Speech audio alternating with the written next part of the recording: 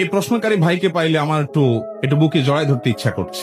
আমার মাস্টার্স শেষ, বয়স 30 পূর্ণ, পরিবারের সবাই চায় কোম্পানির চাকরি করি, কিন্তু আমার কৃষি কাজ করতে পছন্দ। অনেকে আমাকে নিয়ে সমালোচনা করে, এতে বাবার মান অনেক খারাপ হয়, আমিও হতাশাগ্রস্ত।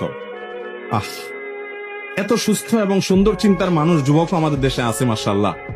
ভাইরা আমার, আমাদের মুসলমানদের মধ্যে কেন জানি গোলামি করতে খুব মনে চায়।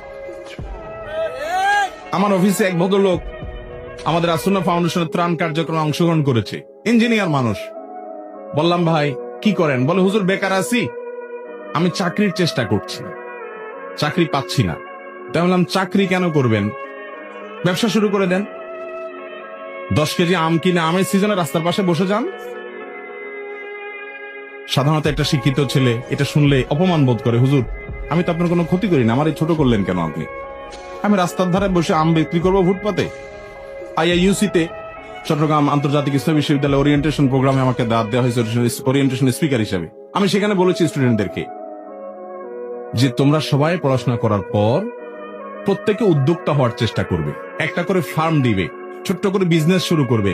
ব্যবসাতে আল্লাহ তাআলা বরকত দেয়। চাকরি করা হারাম না, চাকরি করা না জায়েজ না, কিন্তু নবী সাল্লাল্লাহু আলাইহি সাল্লাম তিনি এবং অন্যরা ব্যবসার প্রতি উৎসাহ দিয়েছেন। হ্যাঁ, তিনি অন্যের কাজ করেছেন, আপনি চাকরি করেন, এটা দোষের না, কিন্তু আপনার ভিতরে চেষ্টা থাকবে ব্যবসা করার, কারণ আল্লাহ তাআলা বরকত ব্যবসা দেয়।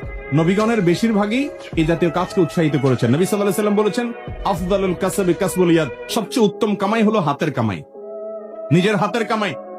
এখন মুশকিল হলো আমাদের সমাজটা এমন হয়ে গেছে, চাকরি করলে তাকে মনে করে অনেক বড় কিছু হয়ে গেছে। আরে ভাই, চাকরি যত বড়ই হোক, ওইটা দিন শেষে চাকর থেকে চাকরি, চাকর থেকে চাকরি শব্দটার একটু খেয়াল করে দেখছেন মিনিংটা কি? চাকর, চাকর বুঝেন?